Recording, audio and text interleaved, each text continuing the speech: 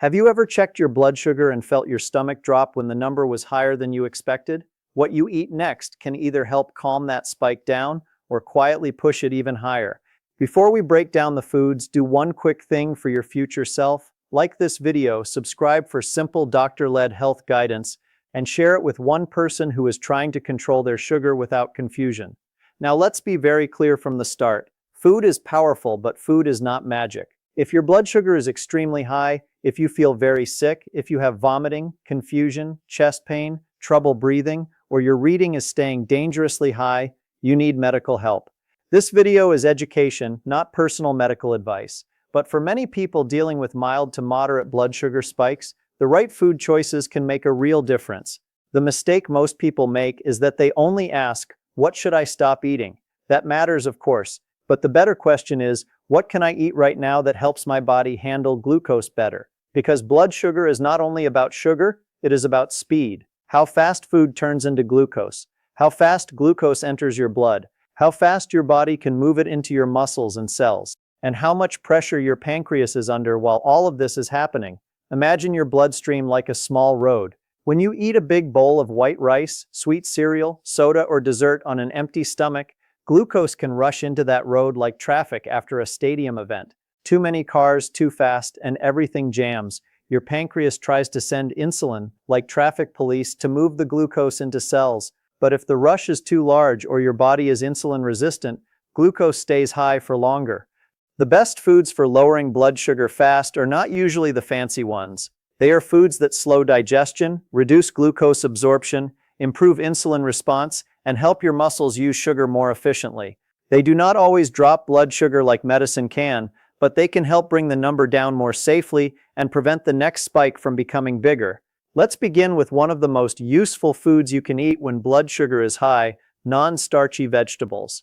This sounds simple, maybe even boring, but it is one of the strongest tools you have. Foods like spinach, kale, broccoli, cauliflower, cucumber, zucchini, cabbage, green beans, lettuce, peppers, asparagus, and mushrooms are low in sugar and high in fiber, water, minerals, and plant compounds.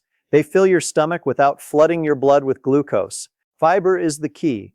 It acts almost like a net. When you eat fiber with a meal, it slows the speed at which carbohydrates break down and enter the bloodstream. Instead of a sharp mountain peak on your blood sugar graph, you get more of a gentle hill. This is why the order of eating matters. If you eat vegetables first, then protein, then starch last, many people see a smaller glucose spike compared with eating the starch first. Same food, different order, different result. So if your blood sugar is running high and you are about to eat, start with a bowl of salad, steamed broccoli, sautéed spinach, cucumber slices, or cabbage. Add lemon juice or vinegar. Add a little olive oil. Keep it simple. You are not trying to make a perfect meal, you are trying to slow the rush. Next, let's talk about protein, because protein is one of the fastest ways to make a meal more blood sugar friendly. Eggs, fish, chicken, turkey, tofu, tempeh, Greek yogurt, cottage cheese, and lean meat can help because they do not turn into glucose the way bread, rice, pasta, juice, and sweets do. Protein also increases fullness. This matters because when blood sugar is high, hunger can become confusing. Some people feel hungry even though there is plenty of glucose in the blood because the glucose is not getting into the cells efficiently. A protein-rich meal sends a different message to the body. It says, "We have fuel, we are satisfied, we do not need to keep chasing quick sugar." Eggs are a good example. 2 eggs with vegetables are very different from toast with jam, even if both meals are quick. The egg meal gives protein and fat with almost no carbohydrate. The toast and jam meal turns into glucose quickly and can push the number higher. Fish is another excellent choice, especially salmon, sardines, trout, and mackerel. These contain omega-3 fats which support heart health. That is important because high blood sugar is not only a sugar problem, it is also a blood vessel problem. Over time, high glucose can damage the lining of blood vessels, increase inflammation, and raise the risk of heart disease. So the best blood sugar foods should not only lower glucose, they should protect the whole body. Greek yogurt can also help, but choose plain unsweetened yogurt. Many flavored yogurts look healthy but contain a lot of added sugar. If you want flavor, add cinnamon, a few berries, or chopped nuts. Now here is something many people do not expect. One of the best foods for blood sugar control is actually beans. Yes, beans have carbohydrates, but they also have fiber, protein, and resistant starch. That combination makes them digest more slowly. Lentils, black beans, chickpeas, kidney beans, and split peas can help lower the overall glucose response to a meal. Think of beans as slow fuel. They do not hit the bloodstream as aggressively as white bread or sugary drinks. They take time. They feed good gut bacteria. They keep you full. And when your gut bacteria break down some of that fiber, they produce compounds that may help improve insulin sensitivity. A meal with lentil soup, a side salad, and grilled chicken is very different from a meal with white pasta and garlic bread. Both can fill the stomach, but only one is working with your metabolism instead of against it. If you are not used to beans, start small. Too much too fast can cause gas and bloating. Try a half cup. Rinse canned beans to reduce sodium. Add them to salads, soups, or vegetable bowls. Before we continue, take 1 second to help this video reach someone who needs it today. If you have ever felt frustrated by confusing blood sugar advice, hit the like button, subscribe, and share this video with a friend or family member who deserves clear answers. Now let's talk about a food that feels small but can have a big effect: nuts and seeds. Almonds, walnuts, pistachios, chia seeds, flax seeds, pumpkin seeds, and hemp seeds are rich in healthy fats, fiber, magnesium, and plant protein.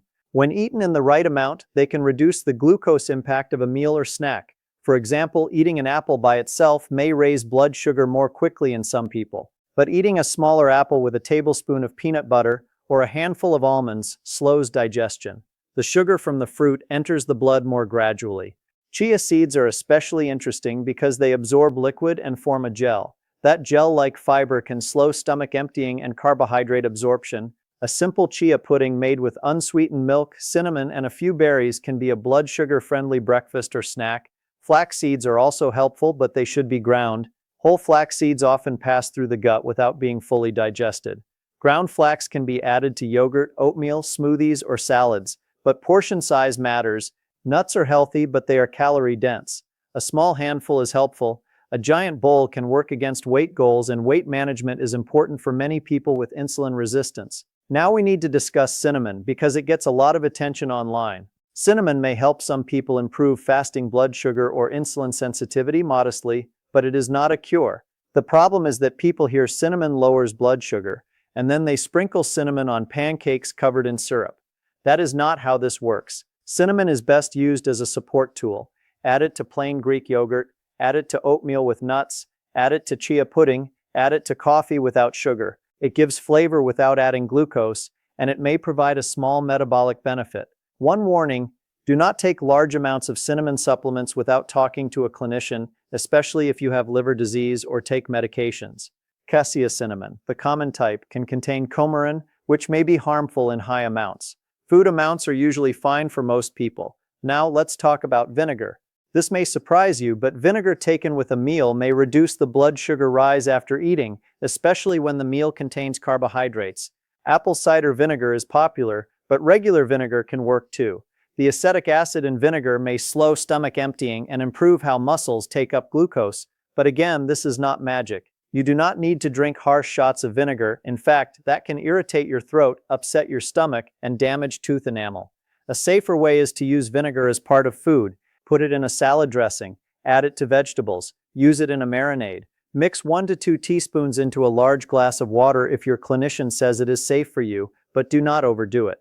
If you have acid reflux, stomach ulcers, kidney disease, or take certain medications, be careful and ask your healthcare provider first. Now, one of the most emotional parts of blood sugar control is fruit.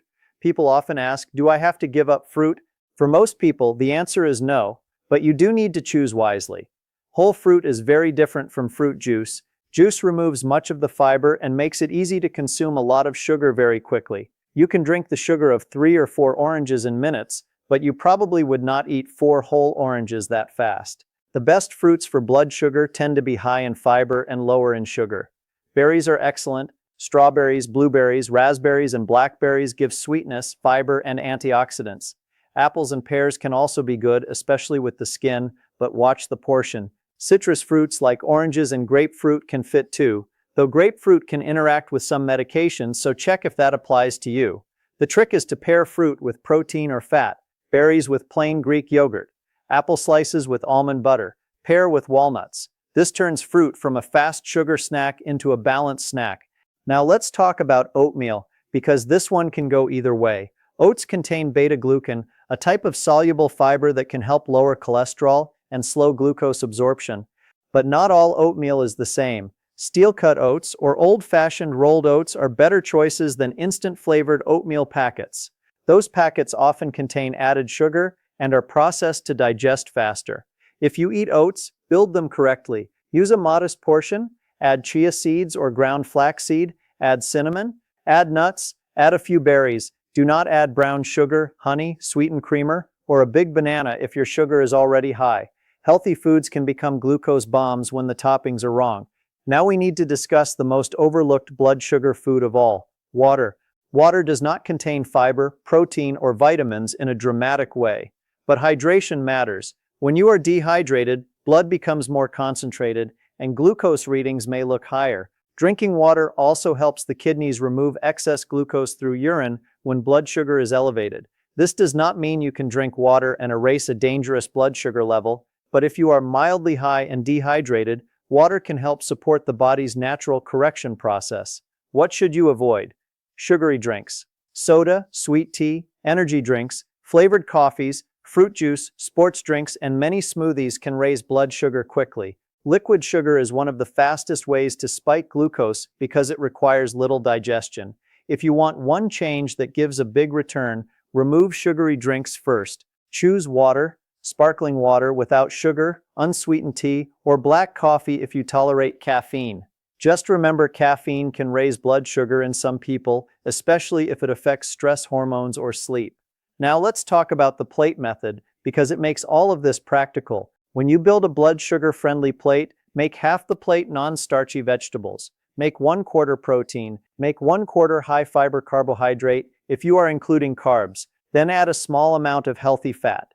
So instead of a plate full of rice with a small piece of chicken, flip it. Make vegetables the main part, add chicken or tofu, add a smaller portion of rice, preferably brown rice, quinoa, barley, or beans, add avocado or olive oil. This changes the glucose response without making you feel punished. The goal is not to fear carbohydrates. The goal is to control the speed and amount.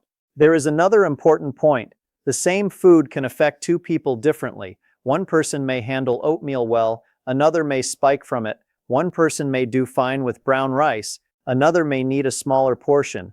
This is why checking your blood sugar can be useful. It turns your body into the teacher. If you use a glucose meter or continuous glucose monitor, check how foods affect you. Test before a meal and about 1 to 2 hours after. If your healthcare provider has told you to monitor that way, you may discover patterns that no generic diet plan could show you. Pause here and do something for accountability. Comment steady if you are ready to build meals that keep your energy stable. And if this is helping you, subscribe, like the video, and send it to someone who keeps hearing mixed advice about diabetes and food. Now let's get into what you can eat when your blood sugar is already high and you want to bring it down as quickly and safely as possible. First, do not panic eat. A high reading can make people anxious, and anxiety can lead to random choices. Some people think, I already messed up, and then they eat more sweets. Others stop eating completely and feel weak later. Neither response is ideal. If your blood sugar is high, ask what caused it. Did you eat a large carb-heavy meal? Did you drink juice or soda? Did you sleep poorly? Are you stressed? Are you sick? Did you miss medication? Did you exercise less than usual? Blood sugar is affected by much more than food. If you are hungry and your sugar is high, choose a meal or snack that is mostly protein, non-starchy vegetables, and healthy fat. For example, scrambled eggs with spinach, grilled chicken over salad, tuna with cucumber and avocado, tofu with stir-fried vegetables, plain Greek yogurt with chia seeds, cottage cheese with a few berries, lentil soup with extra greens, turkey lettuce wraps, salmon with broccoli. These meals are not likely to push glucose sharply higher, and they support fullness while your body brings glucose down. If you are not hungry, water and gentle movement may help if it is safe for you. A 10 to 20 minute walk after eating can help muscles use glucose without needing as much insulin. This is one of the fastest natural tools for lowering post-meal blood sugar. Your muscles act like a sponge. When they move, they pull glucose from the blood to use as energy. But do not exercise if your blood sugar is very high and you have ketones, especially if you have type 1 diabetes or if you feel unwell. In that situation, exercise can be dangerous. Follow your medical plan. Now let's talk about carbs that are better choices when you do eat them.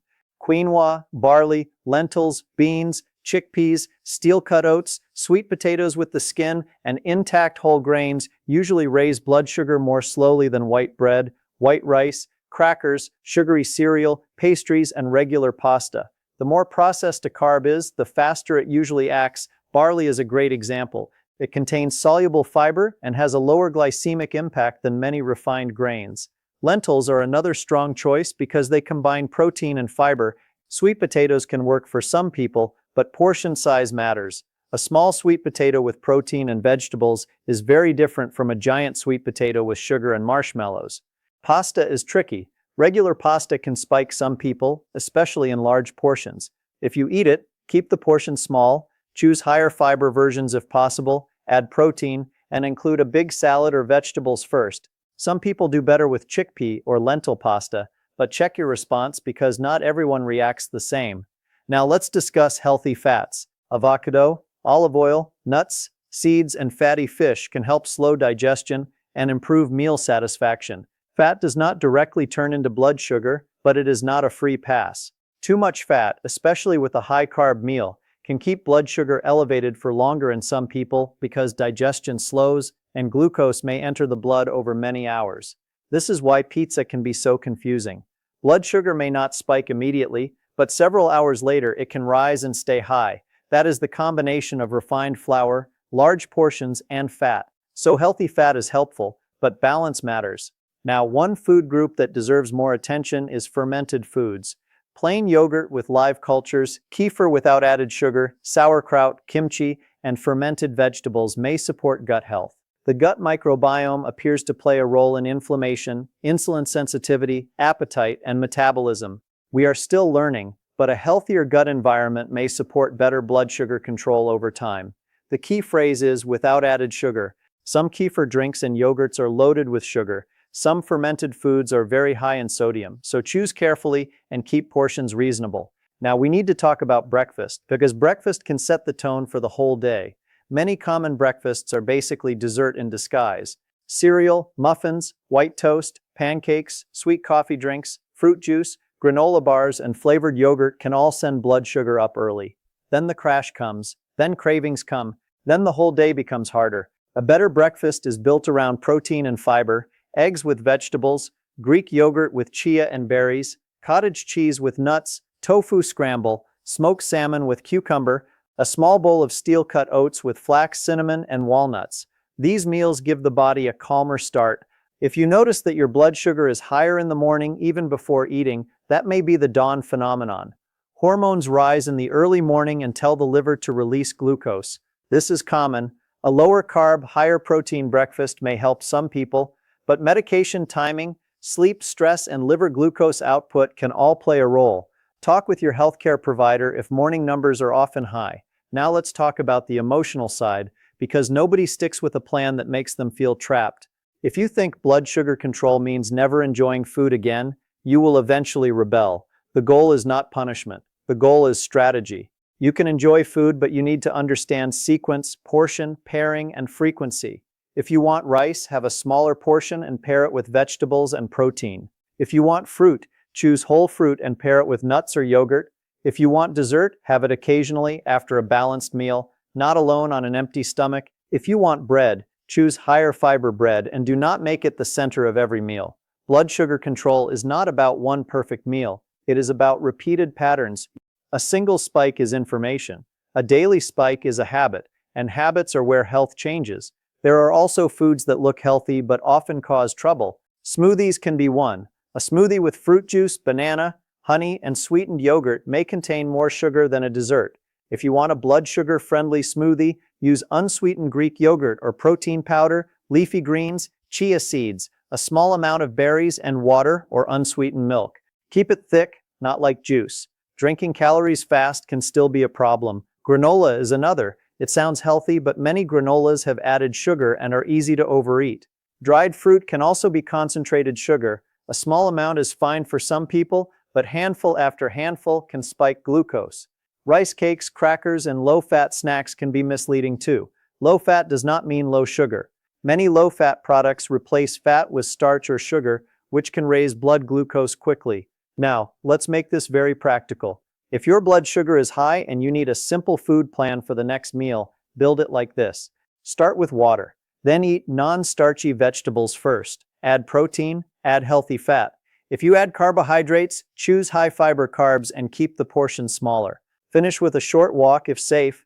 That might look like a salad with grilled chicken, olive oil vinaigrette, and a small scoop of beans, or eggs with mushrooms and spinach plus avocado, or salmon with broccoli and a small portion of quinoa, or tofu with cabbage, peppers, and edamame, or plain Greek yogurt with chia, cinnamon, and berries. Notice what these meals have in common.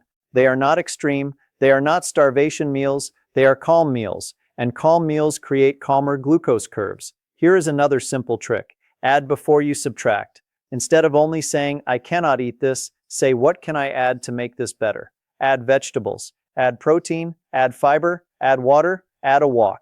When you add the right things, you often naturally eat less of the foods that spike you. For example, if you are eating rice, add stir-fried vegetables and chicken.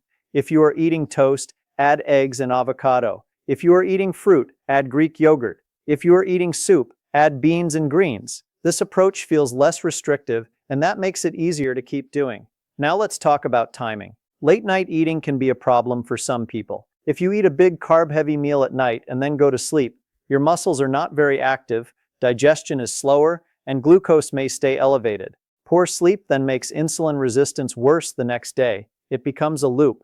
Try to keep dinner balanced and not too late. If you need a bedtime snack because of medication or because your clinician recommends it, choose something with protein and fiber, not sugar. But if you are snacking at night out of habit, stress, or boredom, that may be one of the biggest places to improve. Stress also matters. When you are stressed, your body releases hormones like cortisol and adrenaline. These can raise blood sugar even if you have not eaten. This is why someone can eat perfectly and still see high numbers during illness, poor sleep, pain, or emotional stress. Food helps, but it is not the whole story. So if your sugar is high, do not only ask, what did I eat? Also ask, how did I sleep? Am I sick? Am I stressed? Did I move today? Did I take my medication correctly? Now, here is the deeper truth. The best foods to lower blood sugar fast are really the foods that lower the demand on your insulin system. They slow the glucose wave. They reduce the burden. They give your body time. Non-starchy vegetables slow the wave. Protein steadies the meal. Beans and lentils bring fiber and slow carbs. Nuts and seeds add fat, minerals, and fullness. Berries give sweetness with fiber. Oats and barley can help when portions are right. Vinegar may blunt the spike. Water supports circulation and kidney function. A walk helps muscles pull glucose out of the blood. No single food does everything, but together they create a pattern that changes the entire day. And this is important because blood sugar is not just a number on a device. It is how your brain feels at 3 p.m. It is how tired you are after meals. It is how hungry you feel at night. It is your eyes, nerves, kidneys, heart, and blood vessels over time. It is your future energy. It is your independence. So yes, we want the number to come down, but we also want the person behind the number to feel stronger. If there is one message I want you to remember, it is this: do not chase blood sugar with fear. Guide it with structure. A fearful approach says, I ruined everything. A structured approach says, my number is high, I will drink water. I will choose protein and vegetables. I will avoid liquid sugar. I will take a safe walk. I will check my pattern. I will contact my healthcare team if readings are too high or not improving. That is power, not panic. Power. And if you are on diabetes medication, especially insulin or medicines that can cause low blood sugar, be careful. Changing your diet quickly can change your glucose levels. Work with your clinician so your medication plan matches your food plan. Low blood sugar can be dangerous too.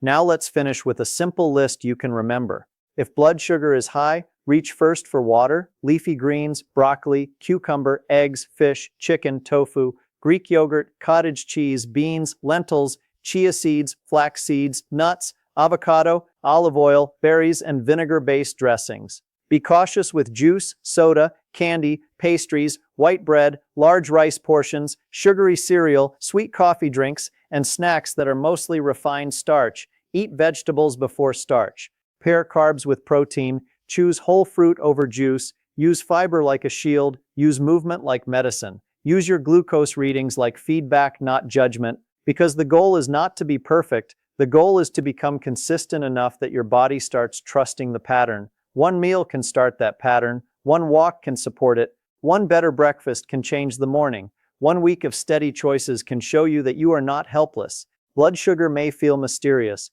but it is not random. It responds to signals. Every meal sends a signal. Every drink sends a signal. Every walk sends a signal. And when you send the right signals often enough, your body can begin to answer differently. So the next time you see a high number, take a breath. Do not shame yourself. Do not give up. Build the next plate with intention. Choose foods that slow the spike, feed your body, and protect your future. And remember, the fastest change is not always the most extreme change. Sometimes the fastest real progress comes from the simplest plate: vegetables first, protein next, smart carbs last, water beside it, and a short walk after. That is not a trend, that is physiology. And when you understand physiology, you stop fighting your body and start working with it.